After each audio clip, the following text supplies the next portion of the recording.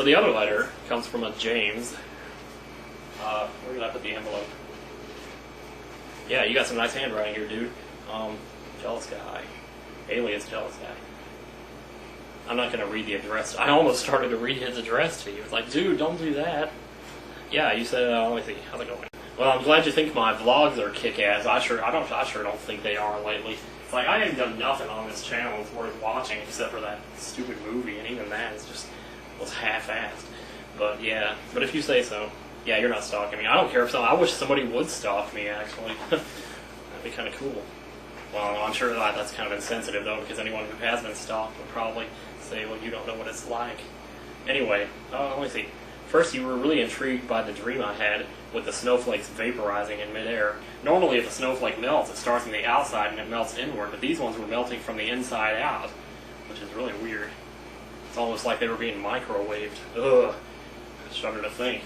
We must have a nuclear war on our hands, and I just prophesized it. Oh, great.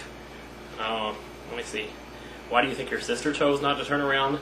I don't know. That part of the dream didn't make any sense to me at all, because my sister would look at anything if I told her to. I think it was almost symbolic that she didn't want to look at the snow because she doesn't want to live somewhere where it would snow in June. And it hasn't snowed in June here as long as we've been here, but I mean, I'm honestly surprised that she's still living here because I know she can't stand the cold weather. She has even less of a tolerance for it than I do. You know, and I love cold weather. I mean, I think 30 degrees is comfortable. But, so it really surprises me that she's still here. I guess mostly because, you know, she started a life here. And it's hard to just, I mean, you can't just walk away from that, you know. And now with the kids starting school, you know. Yeah, I should talk more about my dreams on here because I have some crazy dreams, let me tell you. I always dream about like the same places over and over again. There's like this one dream I always have where there's a path going through the forest. It's sort of like the Ewok village, but it's on the ground. And like I'm always running around in circles through this path. And sometimes it's like a dock going down to the lake because it's next to a lake. And it's like the Zelda world, but the north end is cut off. And I always wonder what's on the other side. And there's like, oh my god, I could never describe that place to you. It's kind of like a place I used to live, actually. Because we used to live on a lake. Yeah, I think the subconscious is a pretty interesting place to go. It's the only connection to anything other than what we have here. And dreams, I mean, you know, people say dreams are like your brain taking out the trash, so to speak, metaphorically or something, but I don't know, I'd sure love to think that they meant more than that, because sometimes, I'm telling you, it is amazing to me how realistic they seem. I mean, how is it that you can really think that you're somewhere when you're not? It's like, how is that as good of a grip on reality as we got? It makes me think there's got to be some kind of theories out there about what dreams really are. Because I had this theory one time, and I can't even remember it, but I know I had one about dreams. Well, like when you're dreaming, what you're doing is going into someone else's mind and living their life while they're spacing out or something. I mean, I don't know. Like if I had a friend who went to the movies and watched Liar, Liar, and I was sleeping while they were watching the movie, there's a possibility that I would dream that I was watching the movie myself, or that I was in the movie even. I don't know. Because I think consciousness is just way too malleable, way too unexplainable to not be something that could be possibly transferred, or, oh my god, geez, that sounds like somebody, I don't know. Yep, I do karaoke. You said I should do Easy Lover by Phil Collins. I don't know if he has that song, but I would love to try it. I did sing, the other night, I sang Take a Look at Me Now, Against All Odds. I sang that one, and they loved it. I couldn't believe it. I was surprised.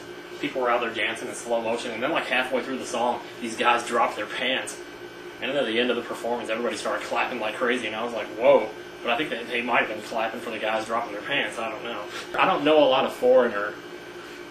I know, I want to know what love is, obviously, and then Waiting for a Girl Like You. I've tried to sing along to that, but that's really hard when he gets in the chorus. He's like, I've been waiting for a girl like you.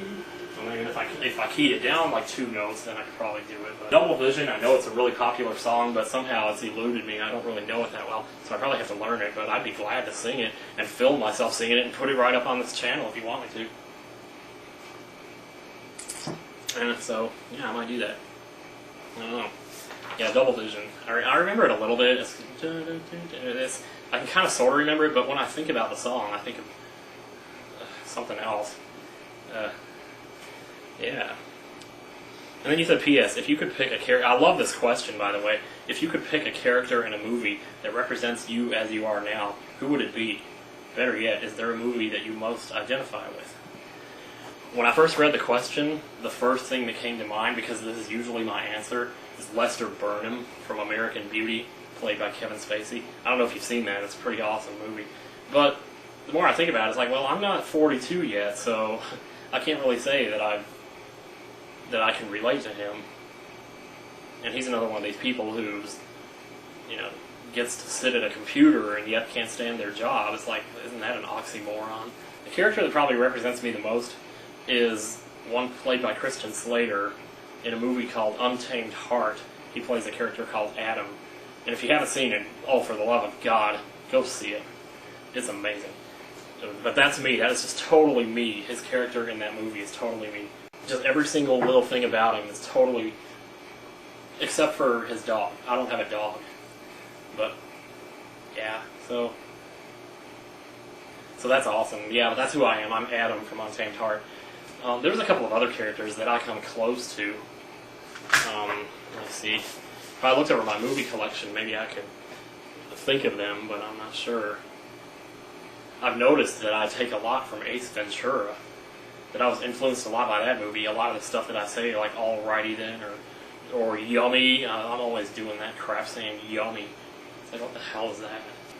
Yeah, so thanks to both of you for writing, and I really appreciate that. If anybody else wants to write, I'll just throw my address up here. Or if you want to send me a stink bomb, or if you want to take a shit in a box and mail that to me, that's fine too, I'll take it.